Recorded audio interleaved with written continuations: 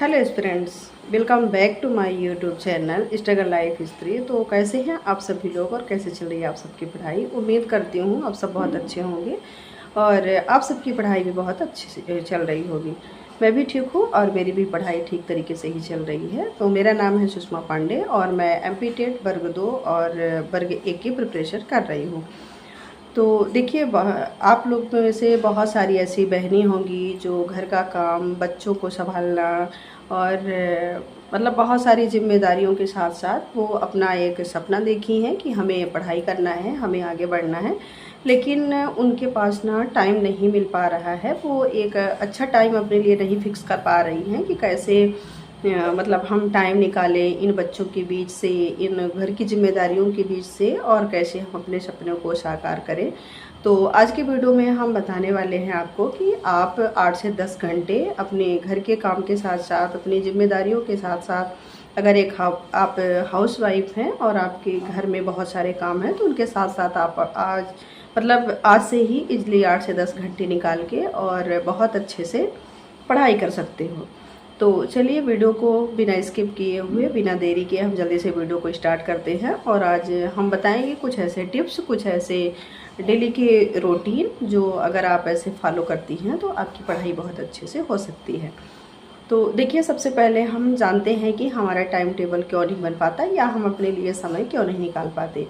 देखिए, यहाँ पे ना कमी आपके पास टाइम की नहीं है, कमी है अपने अंदर वो सिस्टमेटिक रूल्स लाने की, वो मतलब एक सिस्टम रखने की और वो उस टाइम मैनेजमेंट की जिसे हम अपने खुद की गलती से ही करते हैं और इसी वजह से हमें टाइम नहीं मिल पाता है।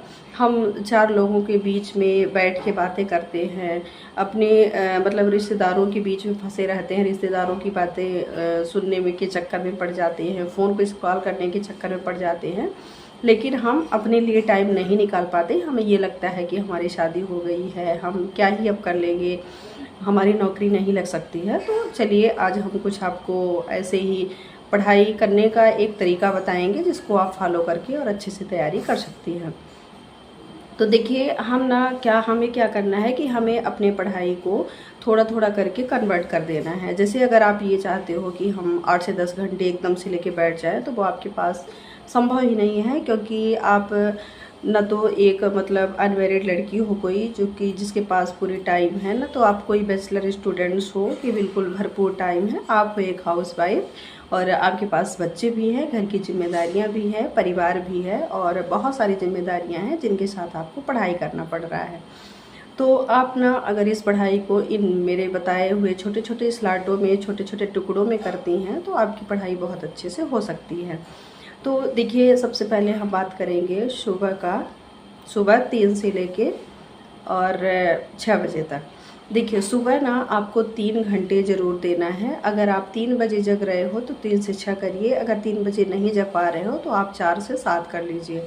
4 से 7 बजे का टाइम जो है वो बिल्कुल पीसफुल होता है, आपके घर के सारे सदस्य सो रहे होते हैं, तब आप जागिए और उस 3 घंटे में आप अपनी उस सब्जेक्ट को पढ़िए जो सब्जेक्ट आपको बहुत ज़्यादा हार्डली लगती है, ऐसा लगता है आपको कि ये सब्जेक्ट हमसे नहीं हो पाती या हमारे समझ में नहीं आती है। तो देखिए, जब आप हार्ड सब्जेक्ट पढ़ेंगे तो आपका एक तो घर का माहौल शांत रहता है, ऊपर से आप पूरा मतलब रात भर अच्छे से आराम कर लेते हो तो पूरी माइंड एनर्जेटिक रहती है, पूरी बॉडी एनर्जेटिक रहती है और आपका मन भी बिल्कुल शांत रहता है और जो भी पढ़ते हो तो वो बिल्कुल बहुत अच्छे से समझ में आता है। तो सबसे पहले आपके सुबह 3 घंटे के स्लॉट में सबसे कठिन सब्जेक्ट करना है। उसके बाद आप अपना 7 बजे से जो भी आपके घर का काम है, अगर आपके बच्चे स्कूल जा रहे हैं तो उनको लंच प्रिपेयर करना, तैयार करना, स्कूल छोड़ना, ये सारा काम करिए। घर का काम करिए, जैसे नाश्ता वास्ता बनाना, क्योंकि आप घर के साथ मतलब फैमिली के साथ रह रही हैं तो सभी लोग हैं तो उनके साथ करिए। उसके बाद फिर जैसे खाना पीना सब बन गया है दोपहर का आप 2 बजे से मतलब कि कोशिश करिए कि हमारा 1 के पहले हो जाए। अगर 1 डेढ़ के पहले नहीं होता तो 2 बजे से लेके आपको 4 बजे 4:30 तक टाइम मिलता है, आई थिंक 5 बजे तक। तो 3 घंटे का स्लॉट हमारा दोपहर का भी होना चाहिए। तो आप 2 से 5 कर सकते हो। 3 घंटे में आप क्या करो, जैसे थोड़ा सा खाना पीना खाने के बाद रेस्ट भी लो, क्योंकि आपको ना रेस्ट लेना भी बहुत ज़्यादा ज़रूरी है। उसमें 10-20 मिनट का रेस्ट लेके और अपनी पढ़ाई को अच्छे से कर सकते हो। वहाँ पे भी जैसे आपके बच्चे स्कूल से आ गए होंगे तो या कि होमवर्क कर रहे होंगे या कि बच्चे सो रहे होंगे, तो वो भी टाइम ना आपके लिए बहुत ही पीसफुल होता है और बहुत अच्छे से आप उस टाइम पे अपना कवर कर सकते हो। यानी जो आपने सुबह पढ़ा है उसको आपने थोड़ा सा रिवीजन किया, उसके बाद जो और ईज़िली सब्जेक्ट है जो आपको लगता है कि आसान है, हम इसको अच्छे से पढ़ सकते हैं, उस सब्जेक्ट को आप कवर कर सकती हैं। आपके 6 घंटे की स्टडी कंप्लीट हो गई। उसके बाद 5 के बाद जो भी घर का काम है वो करिए, और जैसे आप घर का काम कर रही हैं उस टाइम पे ईयरफोन लगा के कोई लेक्चर सुन सकती हैं जो आपको बहुत ज़्यादा ईजी सब्जेक्ट लगती है। उसके बाद रात का खाना पीना आपने तैयार किया। रात का खाना आई थिंक 8 से 9 बजे के बीच में हो जाता है। तो उसी बीच में जैसे 5 बजे के बाद आपने कुछ काम किया, उसके बाद 6-7 बजे से फिर थोड़ा सा 1-2 घंटे करिए। 1-2 घंटे करके उसी के बीच में आपको पढ़ना भी है, थोड़ा सा ब्रेक भी लेना है और घर का खाना भी बनाना है, बच्चों को भी देखना है। तो ऐसा करके ना आप रात को 11 बजे से पहले और इधर 5 बजे के बाद 4 घंटे या 3 घंटे आप बिजली बहुत अच्छे से निकाल सकते हो और अपनी पढ़ाई को कर सकते हो। फिर आपको 11 बजे सोना भी है, क्योंकि सुबह आपको 4 बजे जगना है, तो आपकी कम से कम 5-6 घंटे की नींद प्रॉपर होनी चाहिए। तो आप फिर जल्दी सो जाइए ताकि आप नेक्स्ट डे जल्दी से आप जग जाइए और अपनी पढ़ाई को अच्छे से कर लीजिए। अब देखिए, हमने अपना स्लॉट तो बना लिया, लेकिन हमें बहुत सारी चुनौतियों का सामना करना पड़ता है, बहुत सारी चुनौतियाँ आती हैं। तो हम इन चुनौतियों में सबसे पहले बात करते हैं कि जिनके बच्चे बहुत छोटे हैं।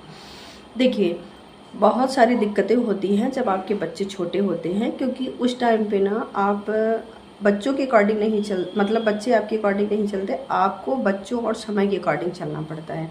अगर आप ये सोचते हो कि हमारा बच्चा सो गया है, हम प्रॉपर जग के पढ़ लेंगे, तो इट्स नॉट पॉसिबल। क्योंकि बच्चा है वो ना, ऐसा नहीं है कि प्रॉपर वो 3 घंटे 2 घंटे की नींद प्रॉपर लेगा, कंटिन्यू लेगा, ऐसा नहीं है। बच्चा सोएगा, आधे घंटे बाद फिर जगेगा, फिर सोएगा, तो पर्टिकुलर वो नहीं सो सकता है। तो उसी बीच में आपको पढ़ना है, बच्चे को ध्यान भी देना है।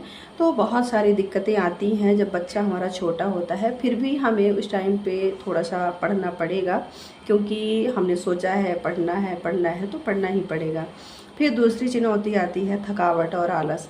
देखिए, हम ना एक हाउसवाइफ हैं, हम घर का काम भी कर रहे हैं, बच्चे भी संभाल रहे हैं, फैमिली भी देख रहे हैं, तो उसके बीच में हम इतना ज़्यादा थक जाते हैं कि काम करने के बाद हमें ये लगता है कि हम थोड़ा सा रेस्ट कर लें। क्या ही करेंगे पढ़ के, और नौकरी तो मिलेगी ही नहीं, क्या मतलब निकलेगा। तो ये इस प्रकार से आपको थकान आती है और आलस भी फील होता है। तो सबसे पहले आप ना पढ़ने से पहले ये चीज़ सोचिए कि आपने ये फ़ैसला क्यों लिया था, आपने ये क्यों सोचा था कि मुझे किसी चीज़ की तैयारी करनी है।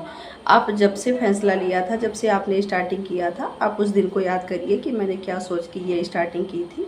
तो आपकी थकान भी दूर हो जाएगी और आपका आलस भी ख़त्म हो जाएगा। मैं ये नहीं कहती कि आप बिल्कुल पढ़ाई छोड़ दो, पर हाँ, ये है कि बिल्कुल ना पढ़ने से अच्छा है थोड़ा थोड़ा सा ही पढ़िए। एकदम से आपके पास टाइम नहीं मिल पाता है तो कोई दिक्कत नहीं है, थोड़ा थोड़ा करके पढ़िए, कंटिन्यू उसको करते रहिए। ये नहीं कि हमने आज पढ़ लिया उसके बाद कल परसों के लिए स्किप कर दें, फिर हमें टाइम नहीं मिलता, हमारा मन नहीं लगता, ये बहुत सारे हमारे पास बहाने आ जाते हैं। तो आप ऐसा ना करिए, आपको बेहतर होगा थोड़ा सा पढ़ना, ना पढ़ने से बहुत अच्छा होगा कि थोड़ा थोड़ा ही पढ़ो। नहीं हो पा रहा है, एक ही सब्जेक्ट पढ़ो, जो आपकी मेन सब्जेक्ट में है उसको फोकस करो, उसमें पूरा अपना 100% दो। वो अगर आपकी स्ट्रांग हो जाती है तो बाकी जो सब्जेक्ट है उसको भी आप धीरे धीरे कर लोगे। तो इस प्रकार से अगर आप पढ़ते हैं तो आप घर का काम, बच्चे और उसके साथ साथ 8 से 10 घंटे पढ़ाई अपने लिए बहुत अच्छे से कर सकते हो, और अपने जो सपना देखा है, जो ये चीज़ सोचा है कि हमें आगे क्या करना है, तो उसके लिए भी बिल्कुल प्रॉपर तरीके से प्रिपेयर हो सकते हो और अच्छी और शानदार तैयारी करके एक अच्छा सा सिलेक्शन ले सकते हो। तो आज की वीडियो में हमारा यही था, मेन पर्पज़ था मेरा आपको मोटिवेट करने का। जो बहुत सारी ऐसी महिलाएं हैं, घर में हैं, घर का काम कर रही हैं, लेकिन वो अपने बारे में नहीं सोच रही हैं। तो आपको इस वीडियो में क्या खास लगा है और क्या आपके लिए, आपके पर्पज़ से कौन सी चीज़ें आपको बेनिफिशियल है, प्लीज़ कमेंट में बताइएगा। और आप किस प्रकार से तैयारी कर रहे हैं, किस चीज़ की कर रहे हैं और आपके साथ क्या दिक्कतें हो रही हैं, आप कमेंट बॉक्स में कमेंट ज़रूर करिएगा, क्योंकि मैं सबका रिप्लाई देती हूँ, सबका जवाब देती हूँ, कमेंट पढ़ती हूँ, तो उसके ज़रिए मैं आपका भी रिप्लाई दूँगी नेक्स्ट वीडियो बना के। और अगर मेरी वीडियो पसंद आती है तो प्लीज़ वीडियो को लाइक करिएगा, शेयर करिएगा, और आप उन सभी दोस्तों के साथ अपने शेयर करिएगा जो मतलब अपने आप को डिमोटिवेट फील करते हैं, जिनको ऐसा लगता है कि मैं हाउसवाइफ हूँ, एक गृहिणी हूँ, मेरे पास घर के काम के अलावा कोई भी काम नहीं है, तो उनको भी शेयर करिएगा। और आप भी लाइक कमेंट कर दीजिएगा। हम ऐसे ही नेक्स्ट मोटिवेशनल वीडियो के साथ मिलेंगे। तो आज बस इतना ही, मिलते हैं अगली वीडियो के साथ। तो वीडियो देखने के लिए thank you so much, bye bye and all the everyone. पढ़ते रहिए एंड आगे बढ़ते रहिए।